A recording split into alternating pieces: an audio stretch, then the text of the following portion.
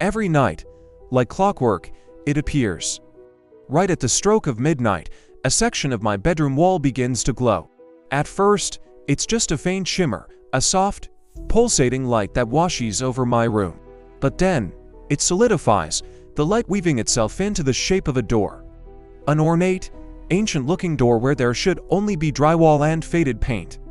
For weeks, I just watched it, terrorized by a mix of fear and an almost unbearable curiosity. I'd sit up in bed, my heart pounding in my chest, and just stare until the first rays of dawn would make it fade away, leaving the wall solid once more. I tried everything to prove I wasn't going crazy. I took photos, but my phone just showed a normal wall. I tried recording video, but the footage was always corrupted. It was my secret, my nightly madness, but last night, something changed. The fear was still there, but the curiosity, the burning need to know what was on the other side, finally won. My hand was shaking as I got out of bed and walked towards it. The air around the door hummed with energy, making the hairs on my arms stand up. It had no handle, no knob, but as I reached out, my fingers phased right through its glowing surface as if it were made of light and mist. Taking a deep, ragged breath, I closed my eyes and pushed my whole body through. The sensation was bizarre, like stepping through a cool, static-filled waterfall. When I opened my eyes again, I wasn't in my apartment building's hallway. I was somewhere else. I was standing in what looked like my own bedroom, but everything was subtly wrong. The posters on the wall were for bands that hadn't been popular in years. The clothes slung over my chair were styles I wore back in high school. It was my room, but a version from the past. I stumbled out into the living room, and the feeling of rawness intensified. A calendar on the wall showed a date from 5 years ago. My TV was playing a news report I vaguely remembered watching years back. It was my world, but I had somehow stepped back in time. I felt a strange tingling sensation all over my body, a lightness I couldn't explain. I looked at my hands, and they seemed smoother. A small scar I got on my knuckle last year was completely gone. I spent what felt like hours exploring this backward world.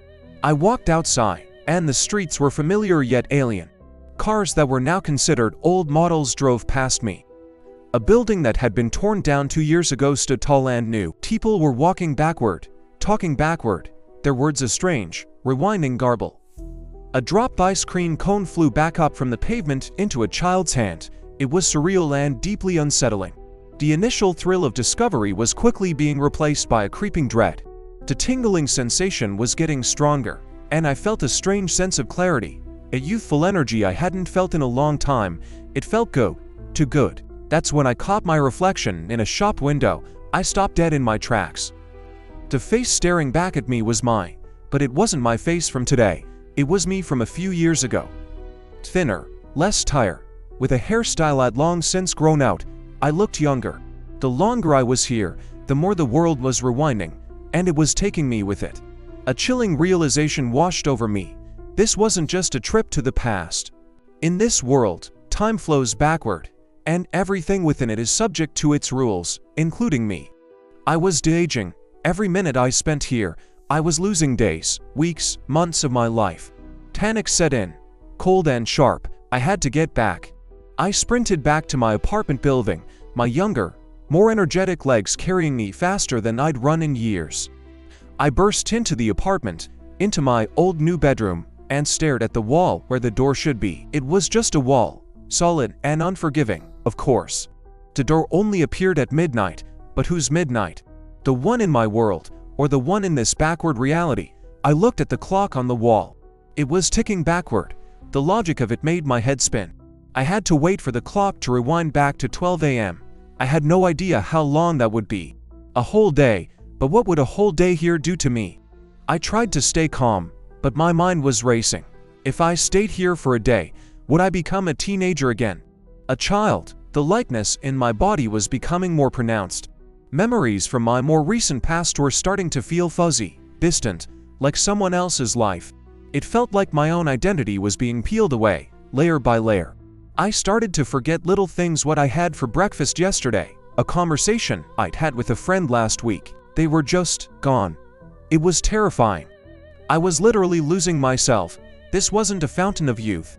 It was an eraser. and it was wiping me from existence, one memory at a time. I paced the room like a caged animal, watching the clock's hands creep backward. The world outside the window continued its strange reverse ballet. The sun was setting in the east, climbing back into the sky. Every tick of that backward clock was a moment of my life vanishing. I started to feel aches in my legs, growing pains I hadn't felt since I was 14. My voice cracked when I tried to yell in frustration, the squeak of a teenage bow. I looked in the mirror again. My face was rounder, my jawline softer. I looked like I belonged in a high school yearbook.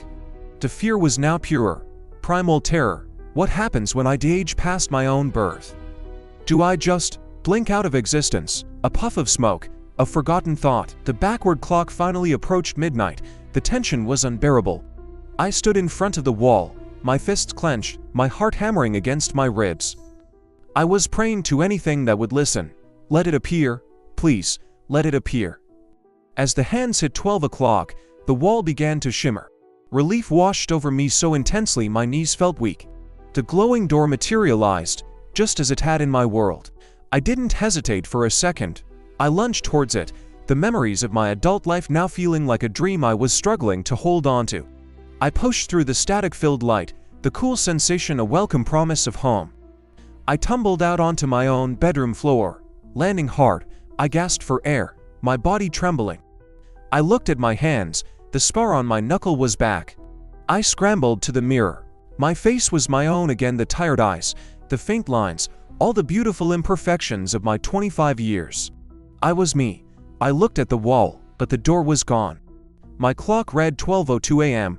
I had been gone for only 2 minutes in my own time, but in that other place, it felt like an eternity where I'd lost years. I will never know for sure what would have happened if I'd stayed longer, but I know one thing: tonight, when midnight comes, I'll be turning on every light in my apartment and staying as far away from that wall as possible. Some doors are meant to stay closed. Thanks for watching, and don't forget to subscribe for more strange tales.